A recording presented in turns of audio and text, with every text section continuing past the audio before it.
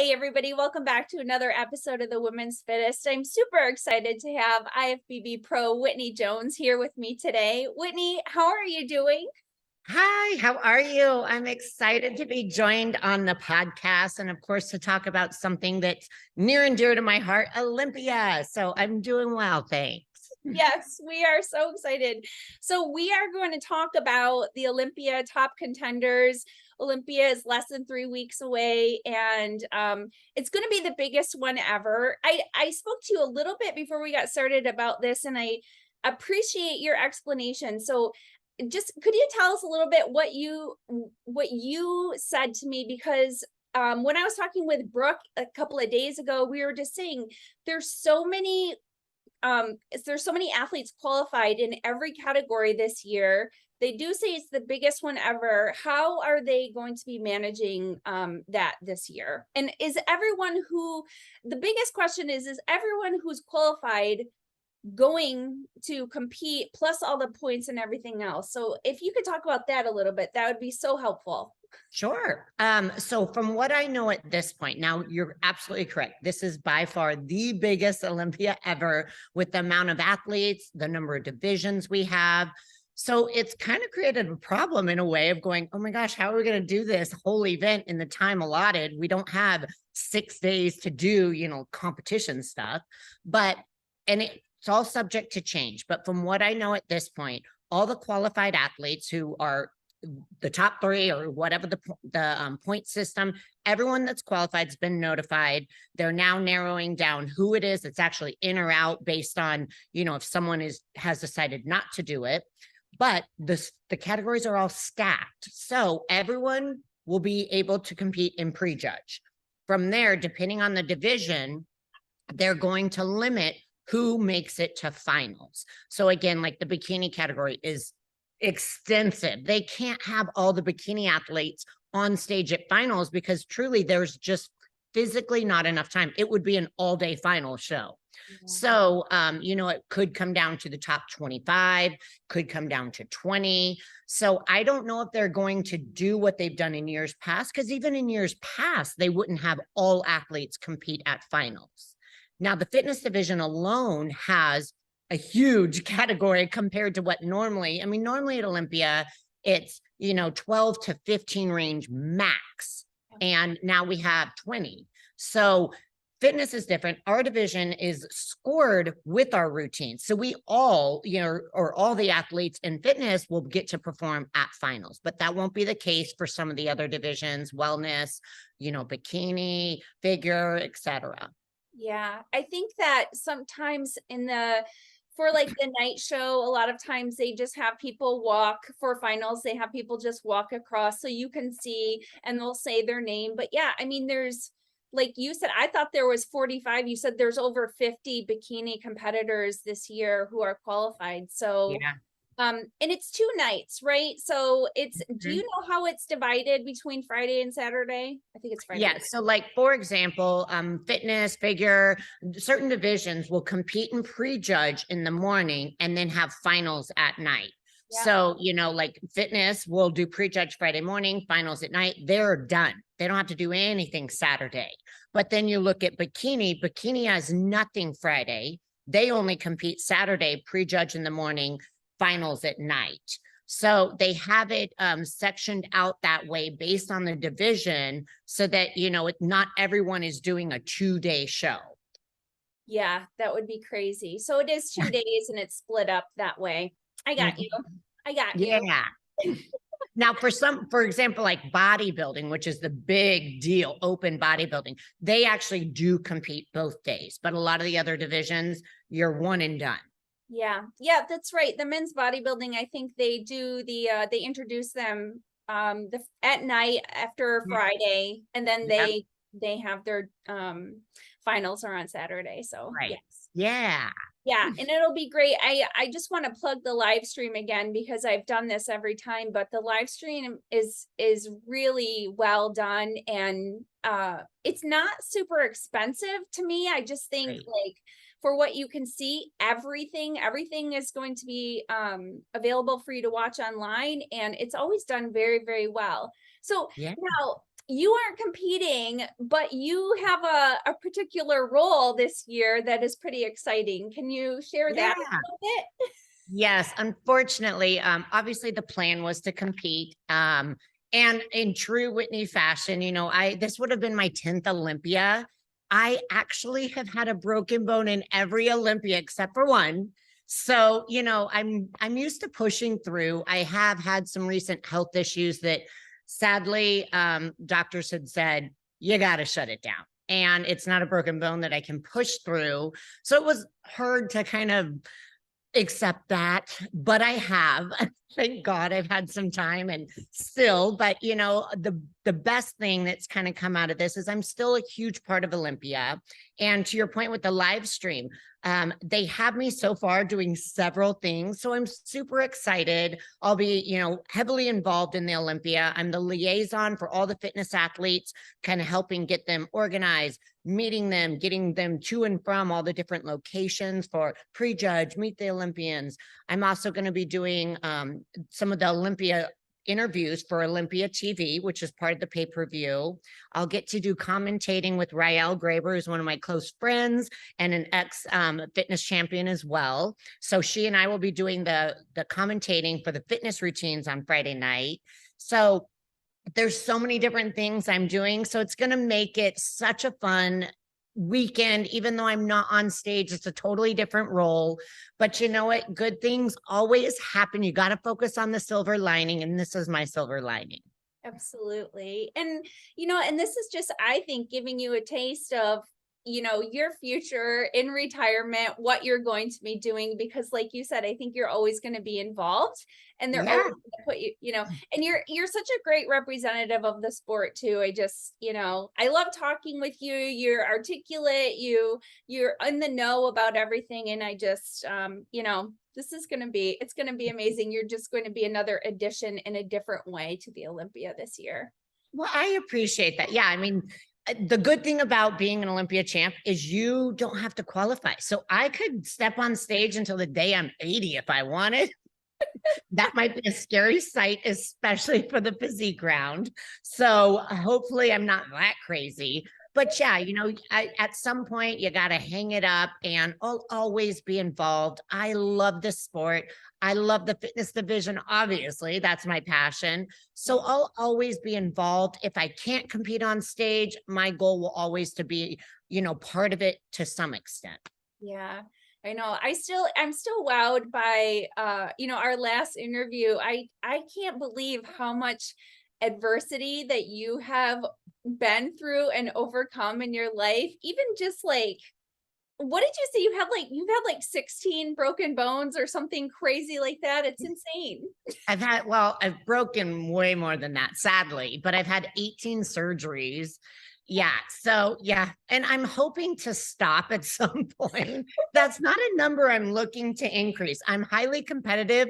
That's one goal that I really would love to lose. I don't need to win most surgeries, but yeah, I stopped counting honestly years ago because several things I've broken multiple times, like my left ankle 5 times, right ankle 6, wrist. I mean, it's way too many, but literally almost everything. My word. You still keep going. You're like the Energizer bunny. I know. Maybe it's just I'm mental. I don't know. Be actually a really good routine. You know, you got like the drum. Oh, like totally. Totally. Tangi Johnson did an Energizer bunny routine once and it was awesome. I love her. Oh my word. I didn't even know that I was kidding. So I'll have to look totally. We'll look it up. Well, so Whitney, we're going to talk about some of the top contenders who are going into that. And I don't know if you want to start, if you have a list. I have a list as well. But then and then I can find them on Instagram and you can talk to us a little bit about each of the athletes. Now, I know that part of the reason I did this, everyone who's in the fitness category is always just like this is I don't want to say it's harder than the other categories, but you can say it. I know I know that if I was completely depleted and had, zero body fat and all, there's difference between like Yeah. having to just step on stage and present your physique versus having to do not just a performance, but the routine has, we'll talk about this, but I just want to promote this category because I say this all the time. I interviewed Ariel a week ago. It's very underrated. So Yeah. yeah. It is. And that's, I mean, most of the other divisions will say it straight to our face all the time, because we're backstage with them and they're just drained and depleted. And they look at us and we're warming up and they're like, how the hell do you guys do this? And to be honest, and I think many of the fitness girls would say this, when you get to show day, it's not even a physical experience anymore. It's mental at that point because you are physically so drained. But if you've done everything and you've trained properly, your mind can get you to perform at the capability you are made to perform at. But you've got to be able to get to that point. So it is tough, it's difficult, but that's why we love it. That's Yes. what keeps us interested. Well, this is what Ariel said too. She said it is really all mental Yeah. because, you're pushing your body well beyond what it is capable of doing if you actually thought about it. If you Yeah, actually- right? Totally, totally. Well, let's just start with you a minute, just because, I just want to go to your Instagram. For people who don't know, Whitney, can you cover a little bit your previous titles so that people who are new to this know? Sure. So I actually turned pro 2011. So I've been a pro for 11 years. Fortunately, in those 11 years, this would have been, my 10th Olympia. I've won the title of Olympia, Miss Fitness Olympia 3 times. I've also won the Arnold Fitness International title 1 year as well. And it's been a crazy, crazy fun journey. And truly, honestly, we are a unit. We all love each other. We cheer each other on. Our sport is so different in the aspect that we're not comparing apples to apples. It's apples to oranges to pears to you never know because we all are judged on our routines and routines are completely different. So we get to express, our personality. My style, I bring in breakdancing, b-boy, more hip hop compared to some others who are gymnasts or cheerleader background or, ballet, dancers, you name it. But we all have a different sizzle to what we bring to the Olympia stage. So I've been very fortunate to have some incredible experiences traveling the world competing. And, I just hope to encourage anyone who has the desire to ever compete in the fitness division. Let me help you. It's the best journey you will ever go through. It's amazing. It is so true. There is just such a variety and if you can see now, like I said, I always plug the live stream, but if you can see fitness performance in person, it's like a circus. You know what I mean? Like, yeah, Yeah. it's fun to watch the circus on a screen or whatever, but to see it in person is just mind-boggling. The stunts that you guys perform mixed with gracefulness and beauty, and everybody's just telling a unique story. It's just captivating. I mean, that's really the goal, right? Is to captivate the judges and your audience with some sort of beautiful performance, is it not? Yeah. Yeah. Yeah, I mean, for sure. It absolutely is. And like you said, it's tough trying to go, oh my gosh, how do we create the physique we want, but then still have the power to perform? It's a fine line of coming in conditioned, full, like exactly how you want and polished with your presentation and then have the energy to perform. But yeah, I mean, it's a very unique category, but one that we all thrive on. Absolutely. Absolutely. So who do you want to start with? Do you have a name in mind that we should go to first? Well, I would say Oksana, she is the one that's competing that has the most Olympia titles. Yeah. She is one that personally motivated and inspired me to try fitness. And so when I first got to meet her, got to share the stage with her, It was monumental. And talk about someone who loves the sport and loves to motivate and encourage others.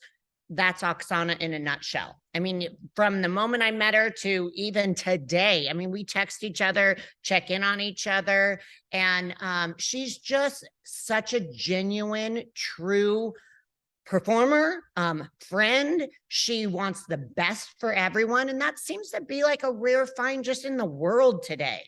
But I say without a doubt, she's hard to miss. You know, this year was going to be the craziest because when you look at the list before it started kind of dwindling down due to injuries, we had Adela who was planning to compete. She had an injury that she had to pull out of.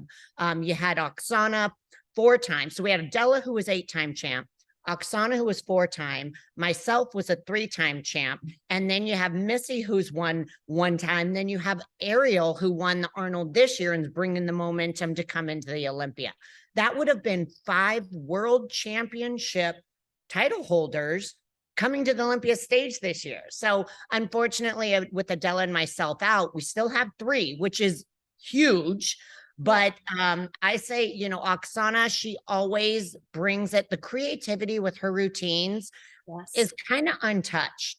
What she does in regards to theatrics, you know, she's done acting classes and she started, gosh, I think she said when she was 3 in regards to rhythmic gymnastics.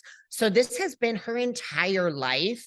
And she's just continually looked to raise the bar and bring something new. Her biggest thing back in the day when she wasn't winning that Olympia title was they said, you know, you need to increase the tempo, make it more exciting. You got to be able to not have it go so slow.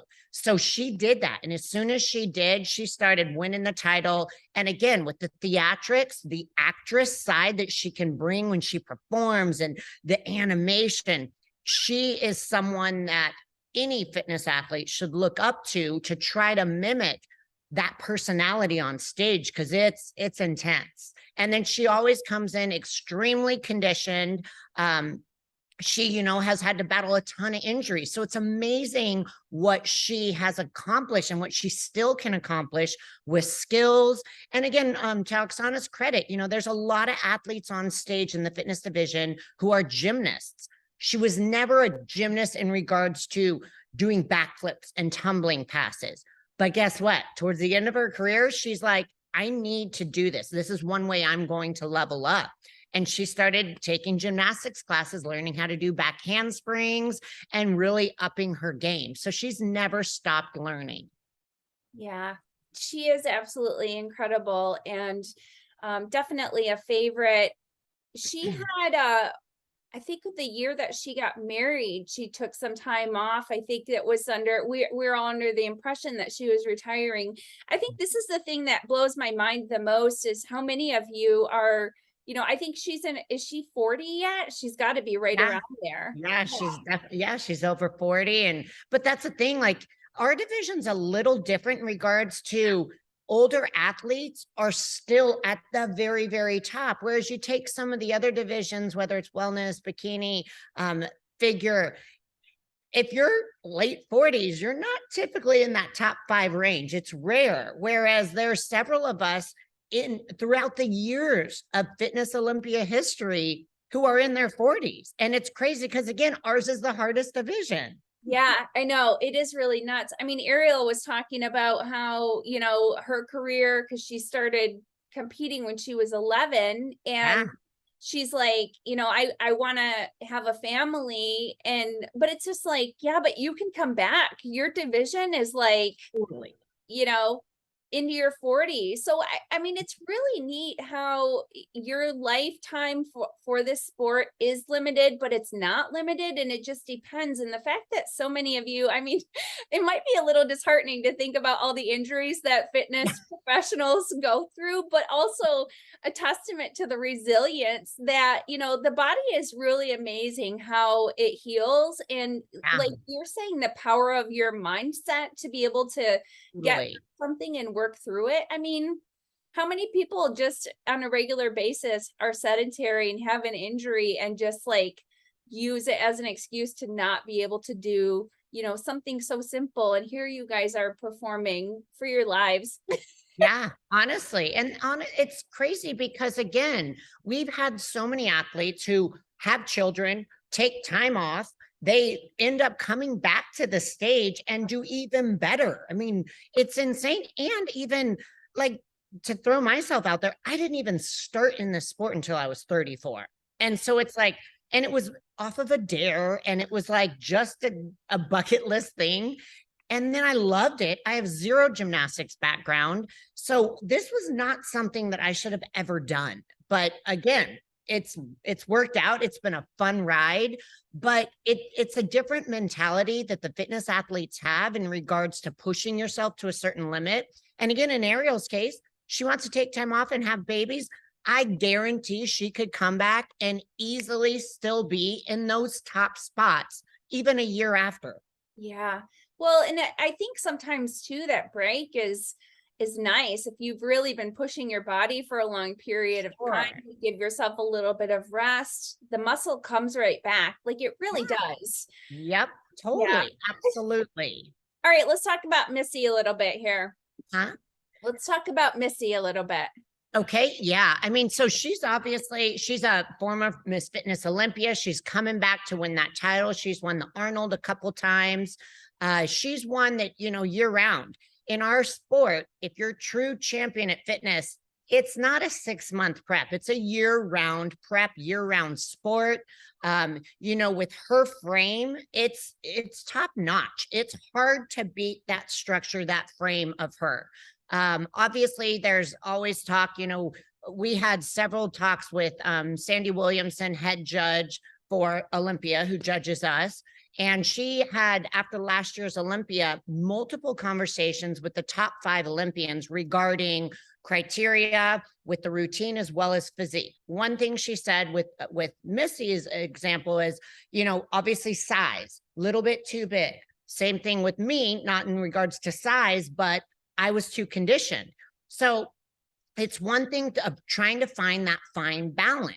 Again, it's very difficult. So what are the judges looking for? Well, it kind of depends who shows up on stage that day. You can only compare what's there. But for Missy, with her structure, she is definitely big. I personally don't have that type size. I don't have that shape that she genetically has as well, even with that kind of that V and X frame. But again, you look at some of the athletes coming, it was discussed that, gosh, the categories overall for women have gotten bigger. What is too big though? I don't know, but you've got to work with your own body. For me, I always get knocked. I was too conditioned. That's me naturally. I mean, even in my off season, I have my ugly shoulder veins that I hate. It's just me. My skin is thin. For Missy, she's got big, round, bubbly muscle bellies. So if she was to try to do something too different than her norm, she could come in way off. And that's, again, not something that she's ever going to want to do. So she's been working hard. I know after last year's Olympia, she said, you know what? I'm just going to work with what I got. And again, it may be bigger than some of the other athletes, but how she comes in and how she details and works on all the small muscle groups and working on that conditioning, it could be her best physique that she brings at this year's Olympia. And again, with her routines, very high flying, very powerful. She's got a full-blown gymnastics background. As you can see, her tumbling passes are extremely dynamic. And I know she's bringing something totally different this year. Last year's Olympia had some similarities to the previous year's Olympia. And just my opinion, I think that's maybe what didn't allow her to score a little bit better, just having it be a little too similar to the previous year. So my guess is, and just kind of seeing what she's bringing, she's going to have something completely different to really kind of blow people out of the water with what she's bringing. Yeah. Do you think, could you explain a little bit how the judging is scored? Because I think people might not know that what percentages or how that works with the presentation of your physique, Sure. with quarter turns and everything versus your performance. So the physique round we're in, our two-piece bikini, is only a third of the scoring. The routine is where we're really scoring. 2/3 of our score is based on routine. So that's where it's weighted heavily. You could win the physique round, but if you're mediocre in the routine round, you're not going to win that title. So you've got to really be top in both. But if you're going to be better in one, you need to be better in the routine. Now, there are mandatory moves that we all must perform in our routine. But to be honest, at the pro level, they're pretty simple for all of us. So we always can put a different flair on those mandatories. And then from there, it can be whatever we want. And that's where it gets unique with what we want to bring and the style and the music and, you know, the different genres of dance and performance. Yes. Yeah, absolutely. You And know, now, Ariel.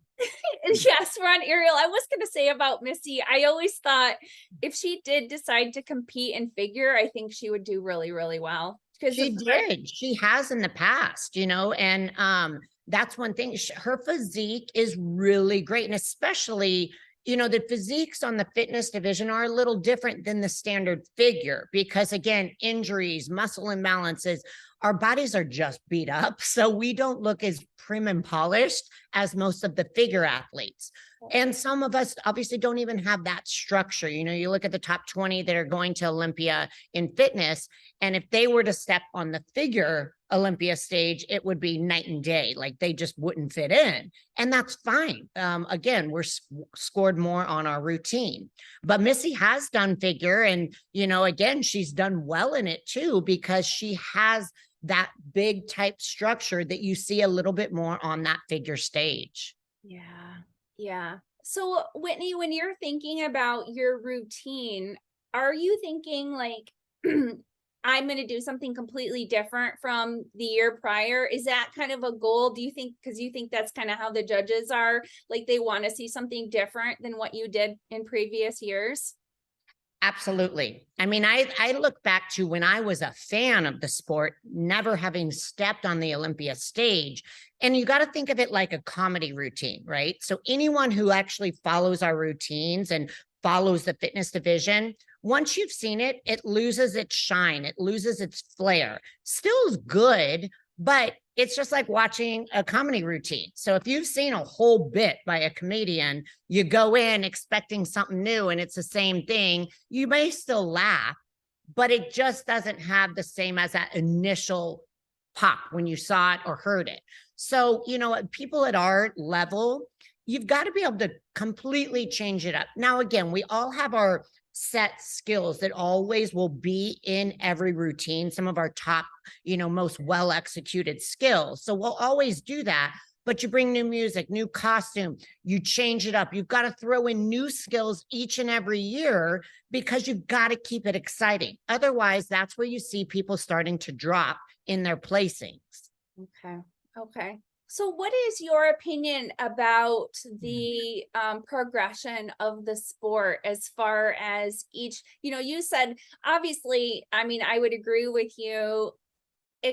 In the last 5 years, especially, we've seen such a bump in increased conditioning and size in every category. I've said this before, but I'll say it again. Even in the bikini category, it used to be, you know, you're a girl who like, wow, she looks really good in a bikini. Like if I saw this girl on the beach, I would be like, oh, she probably works out. Now, the level of muscle that these bikini girls have are it's pretty intense. It's definitely something that has to be earned. These aren't just genetics that are carrying even the bikini division. So yeah, where is it going to, where's it going to end, Whitney? Where's it going to end? You know, it's a very hotly debated topic right now because you're absolutely right. And, you know, again, it's like we want this sport to be something that people want to get into and that they find is attainable. It's hard. It's hard because there's a lot of people pulling back from the sport who think there is just no way I will ever be able to get to that level. Now, again, like this transformation photo of Ariel that you just pulled up, that takes years to get there. You know, it's like it doesn't happen overnight. It takes daily training. But there's a difference, you know, again, you've got to compete. If you're really pushing for that title, you've got to become what is winning. And so that's where this drive for bigger, better, when it's being rewarded, it's hard not to try to bring your physique to that level. But it is something that's discussed a lot. I don't know personally if that will change for the fitness division. I've personally seen so many clients who had interest in it as an amateur decide not to do it because they say, it's so big. I don't want to look that way. It just doesn't even seem like it's something I could work towards. And that's what I hate. I don't want, we're lucky that our division is scored 2/3 on routine, but you still have to do the physique round. And there have been a lot of coaches who coach and do choreography for fitness athletes who've seen a significant drop the last couple of years because people aren't interested in it, knowing that the physiques that are on these stages are so big, overpowering, massive muscle. And that's the only bad thing. Now, again, that's just my personal opinion would be, I would love to see our division and the other divisions for the women's sports come down. I love the shape.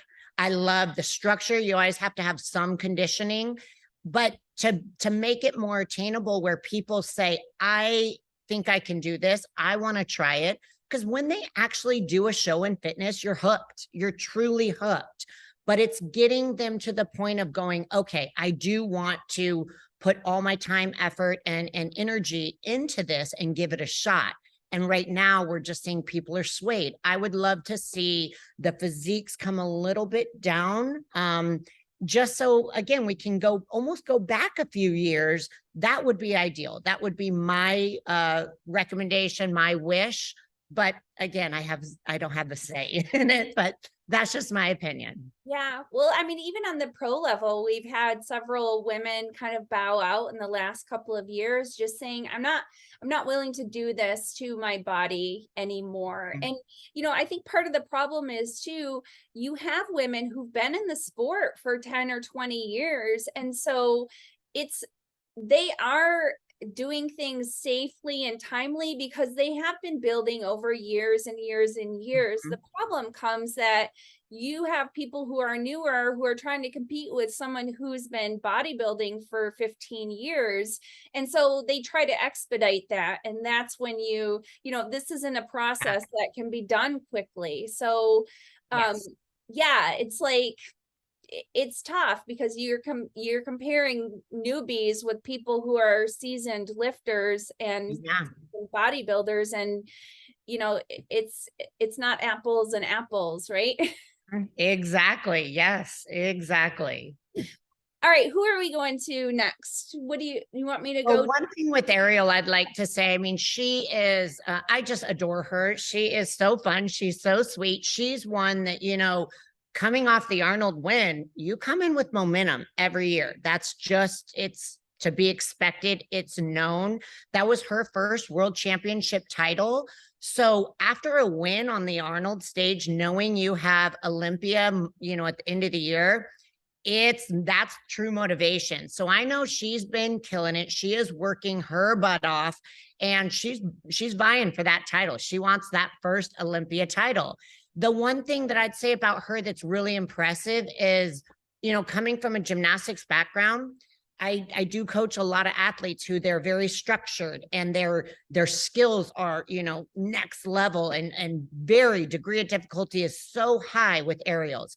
She's worked the past couple of years to start really bringing her personality out on stage. She's hilarious. She's fun. She's got an amazing personality. Yep. But of course, with her gymnastics background, things were a little too structured early on, and she should have been getting better placings, but she started to really embrace it. And now she's kind of bringing that entertainment value, that performance element, and that's what's helped her really kind of notch up. And she's, I love it just seeing how she's progressed as an athlete. Obviously, her physique continues to get better and better. Her conditioning, this Arnold prep and seeing her on stage, I was nuts in the audience because I was just so excited for her and seeing how she looked and what she brought. So, I'm just excited for her. Again, as a top pro athlete, if you really want to make it to that championship title or be a contender, you have to increase and improve every single year. You can't stay stagnant. Yeah.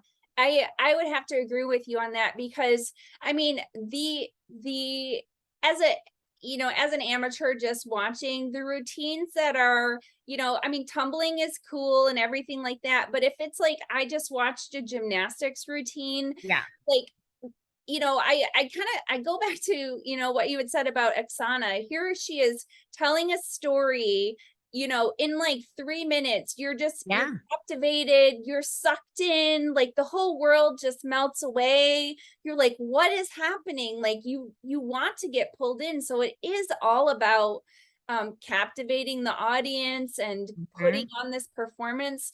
And I know something you said and Ariel said to me too that I think is really funny, how you were like, you would do some sort of a stunt that was really difficult and show your boys, and she would have the same, like she'd show somebody and they were just like, it's kind of like, and Yeah.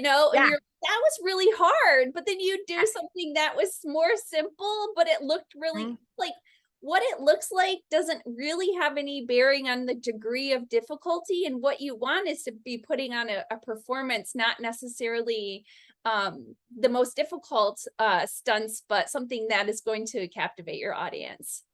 Well, and truth be told, again, at this level, at Olympia stage, it's the best in the world. So watching someone do a backflip, all of us are pretty much doing that, right? Or most of us. So it's not the skill itself. Now, granted, there are some, if you do it different way, that it can really stand out. But most of the time, when people think back to certain routines, it's the silly things that stand out in their mind where they're like, oh my gosh, that ponytail pull or that facial expression or that, like those are the things that people are like, oh, I loved it.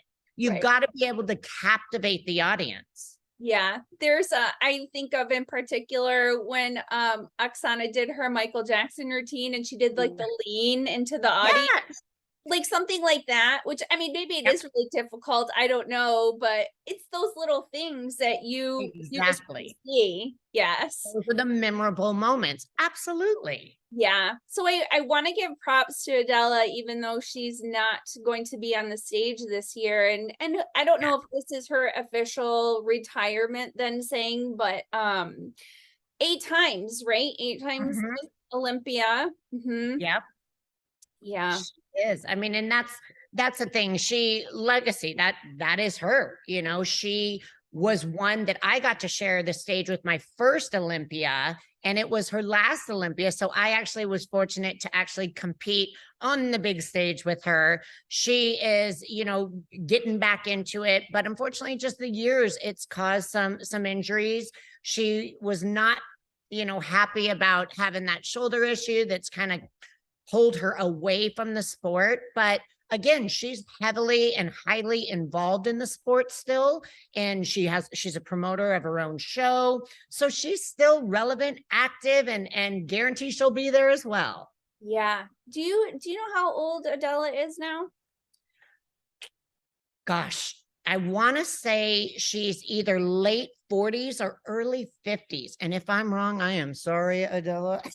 I'm gonna let But me yeah, let me I'm see. not entirely sure. I'm not, Let's just say 29. Isn't that the PC age to guess? she's 51. Oh my Is word. she? Yeah. So, Yeah. again, the fact that she is still out training, doing what she's doing, mad props to her. Yeah. Well, and I think Whitney, isn't the goal just to find a way to carry this off into the rest of your life? Because Yeah. we all just are trying to be healthy. And even though, this sport is very extreme, the idea is to come out of it and find whatever that level of healthy balance that you can in your life, you know. Absolutely. Yeah. Absolutely. So that you can come back on the stage when you're 80. Yeah, totally. In a wheelchair or a walker, doing skills. They'll Don't be put like, is this anything past me. her I'm just routine? saying.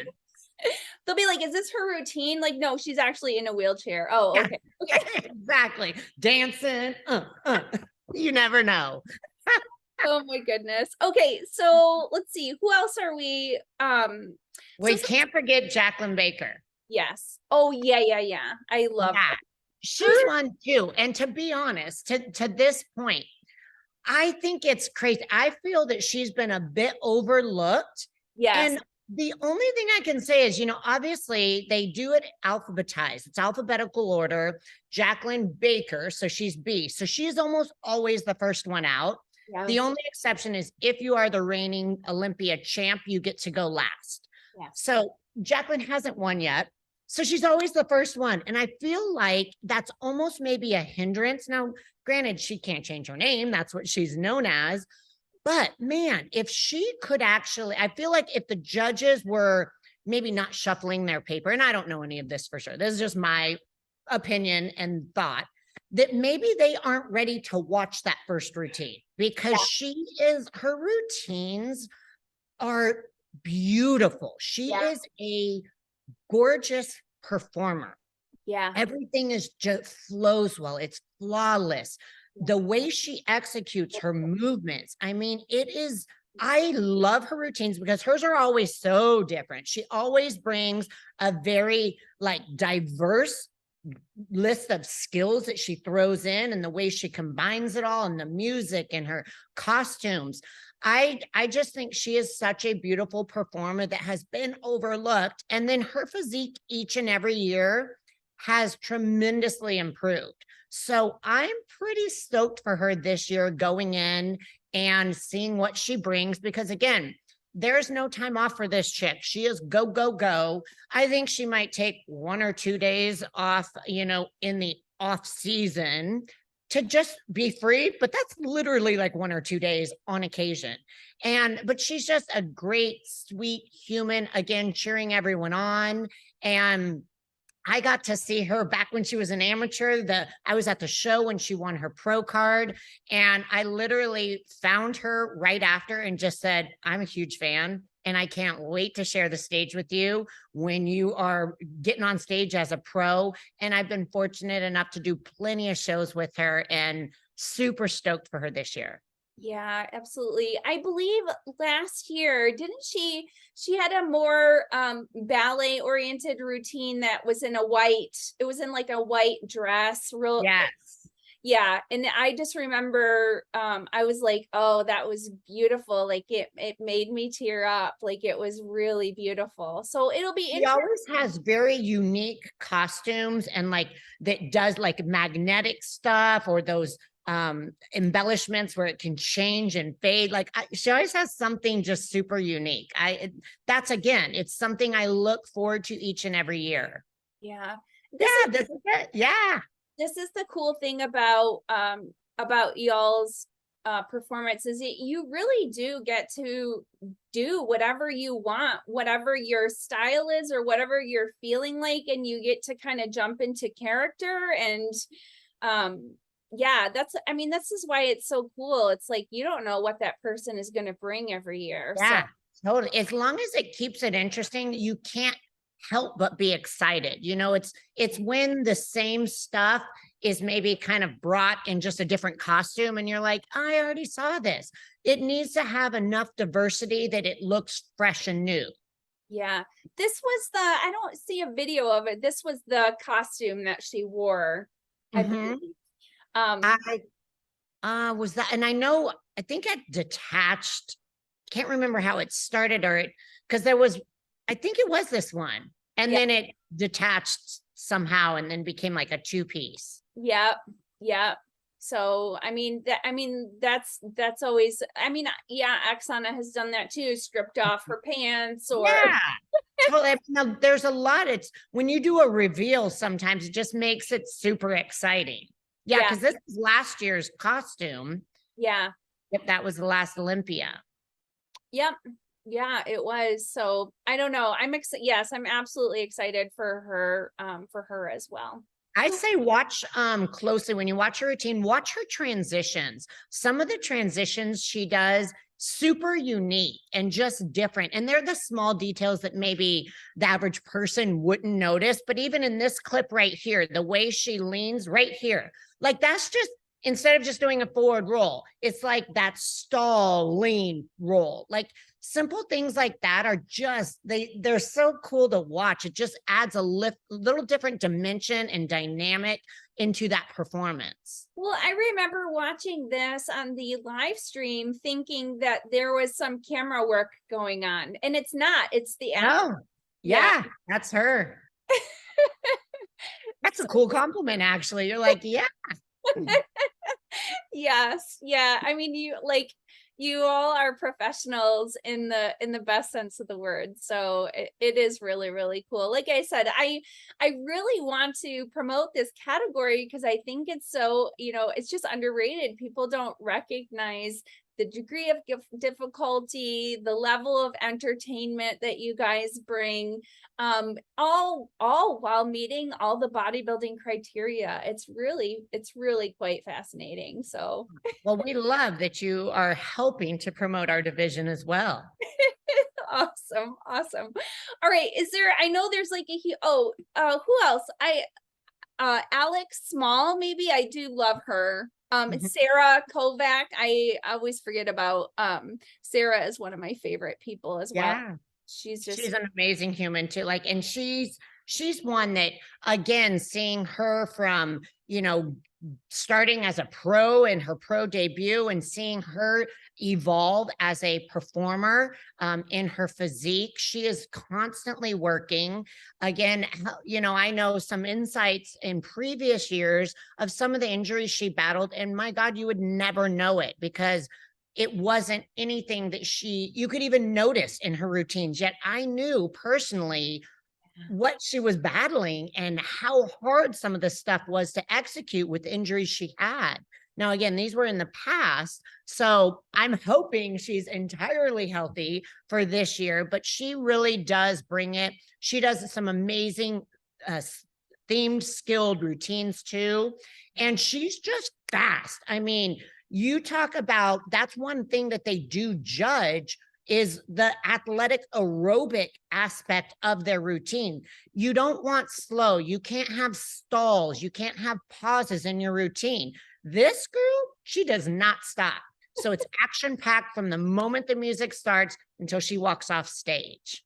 So crazy. Yeah. And she's like just a very, if you know her, and you probably do, she's just a very sweet, well-rounded, like practical, positive person. I don't know, this is one of the things I love about this sport. There is a niche for every person. So once you find where what category you feel like you would best fall into, the women in that category are very supportive of each other. And I think even I want to say it was Brooke who said that, and if somebody doesn't really mesh, like that is kind of known. And so it's like, you really want to be positive because that's that's just the way that the group functions. You know what I mean? Absolutely. Absolutely. Yeah. It's going to be an interesting year. I mean, obviously we can't forget Tamara Vaughn. She's been in the top with placings, Olympia, as well as the Arnold this year. So she's a contender. She always brings high energized routines. So she's one to definitely that I think will kind of it's going to be interesting with 20 athletes. It's more like who's in that top 10. So we've got Tamara Vaughn. It's TAM. Tamara. Yeah. All right. Hold on a second. So TAMA, and I think it's just her. Oh, here. Yep. Yeah, there she is. Yep. So she's, again, another one that I know she's been working her butt off, and she's a badass mama, balancing so many different things in her life and still shows up looking good with a powerful routine. So she's absolutely, I think she's going to be in that mix. Allison Kramer, who placed top 6. She's a newbie pro. The Arnold this past year that she placed 6th, that was her first big show, where she's going, oh my gosh, I actually got invited. Now she's coming to her first Olympia. Same thing with Michelle Shelley from the UK. Her structure, her genetics, she's got an amazing physique.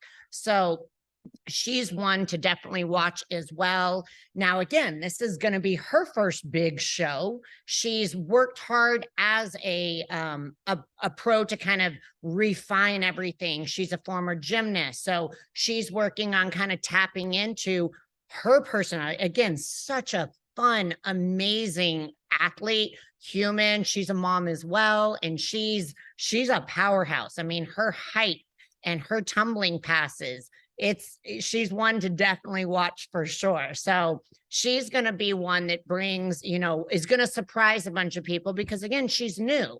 So a lot of people don't know her name, and she wasn't at the Arnold because, again, as a new pro, but this is her first big show.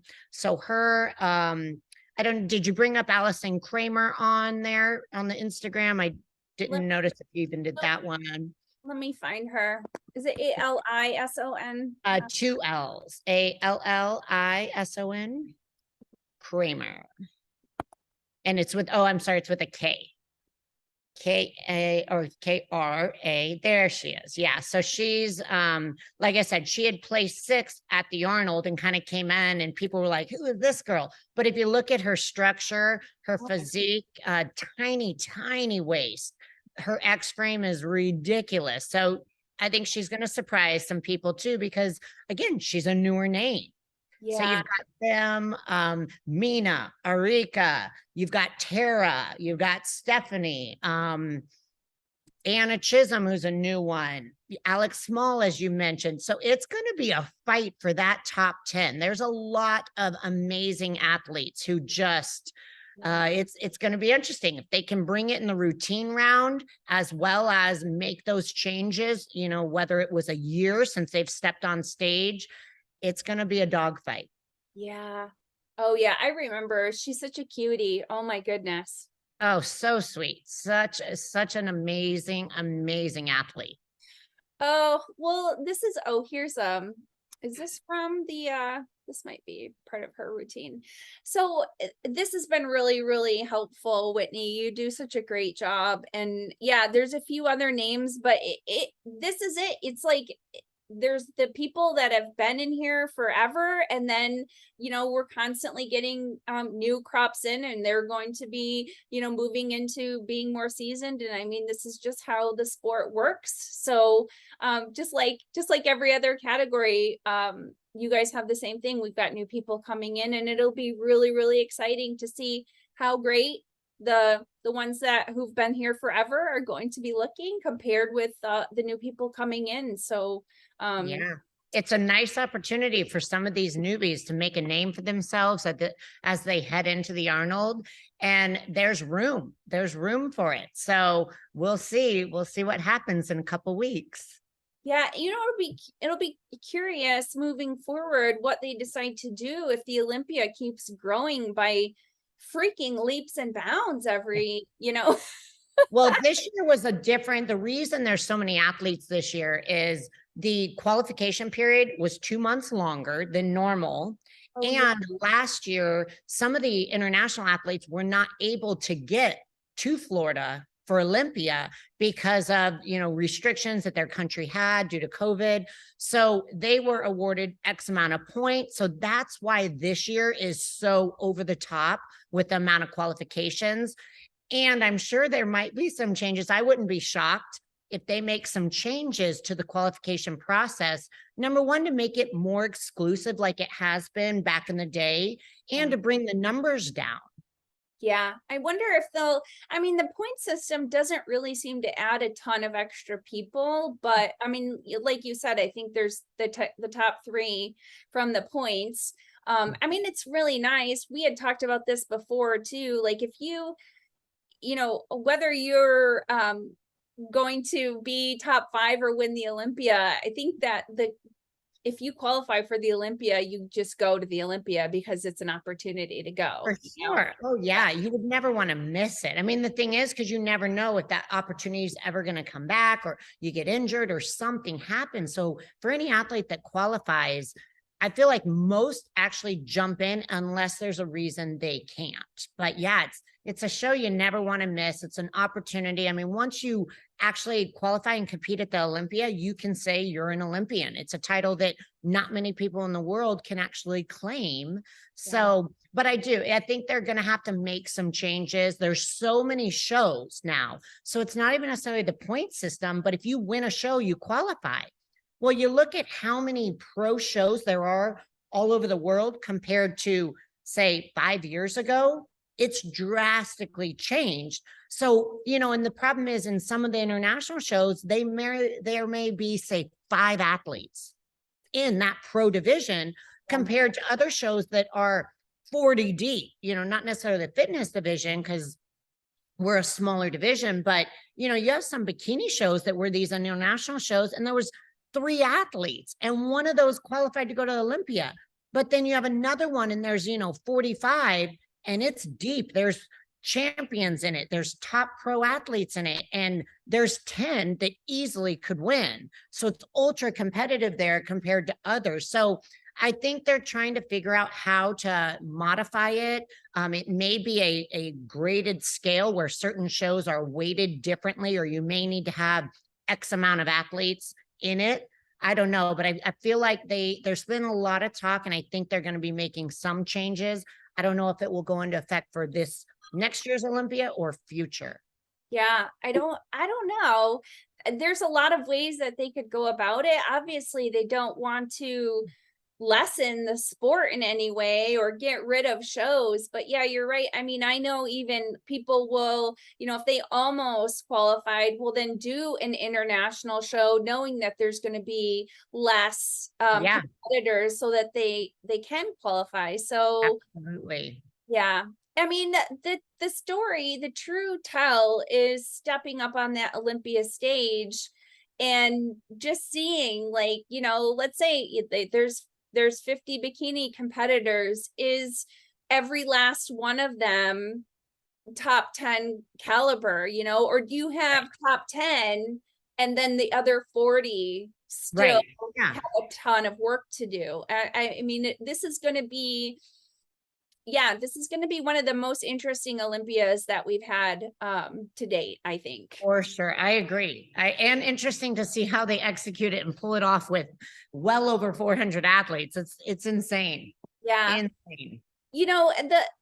I'm thankful for, the money that's coming in for them this year too. I mean, Dan come on and said that, it's completely sold out. With that many athletes, you've got all of their, their entourage that they're bringing along. So these are all people that are buying tickets. And I mean, more money is great. Maybe we can, up the prize money for the women.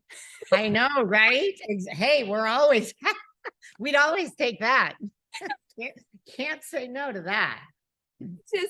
I just had to slide that in there. Yeah, because as fitness athletes, we need money to pay for our surgeries, for all the broken bones, and I'm just putting it out there. It's part of our division. That's right. That's right. So, that's wonderful. Well, Whitney, I really, really appreciate your time. It's always a pleasure.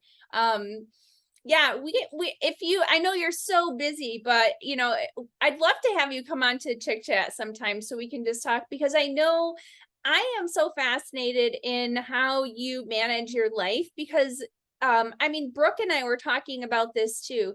It's always so respectable when someone is a professional athlete, but that's not their full-time job. Like, they're running, you know what I mean? So you have all these other things that are going on. And I think it really is just a testament to, you can do everything and manage your life, and you're a testament to doing that. So, yeah. It's, when you love it, makes it easier, but it's hard. I mean, in reality, competing and being a fitness athlete is a hobby, and it's crazy to say that, but it's still a hobby. I have other jobs. I'm a mom, so there's so many things we balance, but that's the story for so many of us in this sport. So it's a very common thing, but when you love it, you got to find time for it, and it makes it easier, and you got to enjoy it. Otherwise, there's no way you could do it, much less be successful at it. Yeah. And yes, I think that so much too, because a lot of people focus on the goal, and it's the day after day after day living it. This is who I am. This is how I'm going to live at whatever level it is. It's not just about doing something. I mean, even like any, diet or whatever, it's like you're not just doing this to reach your goal. You're making lifestyle and behavior changes so that you can achieve a goal and keep that goal and be that goal, so. For sure. Yeah. You can't focus on the outcome. You've got to focus on the journey. And it's crazy because there's so many people who, if you win a title, they're like, oh my gosh, how cool is it? Honestly, like as a champion, you're awarded that on stage. It's maybe a minute long where you're like awarded the title of champion. But a true champion is what you do every day and every minute after that. And for the entire year that you are that reigning champ. And that's what, for a lot of us in our division, that's what makes it enjoyable and fun. It's not that moment on stage. That's very, very small glimpse of your life. But again, kind of how you live and how you inspire and help others and help grow the sport is what helps you kind of build that legacy and really give back to the sport and give back to any of the athletes wanting to be in those positions that you've been fortunate enough to be in. Yeah, that was very well said. Very well said. I appreciate that. All right. Well, Whitney, we did pull up your Instagram, but if anybody wants to continue to follow your journey or get in touch with you, where can they best find you? My website is fitwitjones.com. And then of course, my Instagram, as you saw it, that's probably the easiest, but you got to be open-minded about debauchery shenanigans. You got to love memes because I do daily memes. So, that's what excites me. So Yeah. I'm quite a bit of a goofball, to say the least. It's way easier to be goofy and silly than be serious and professional. And I've tried to be professional for about an hour, so I've reached my max for the day. So the rest of the day is just going to crap, and it's all fun and games now. I appreciate that you were able to exhibit decorum for my show. I tried my best. I love that. I love that. All right. Well, you guys, thanks for listening and watching another episode of the Women's Fittest. You can find me and the podcast on Instagram at buffcake22 at the Women's Fittest, and listen to wherever you listen to podcasts. This episode will also be available on my YouTube at buffcake22. And remember that healthy looks different on everybody. Have a great day. Thank you. We'll see you later. Bye-bye.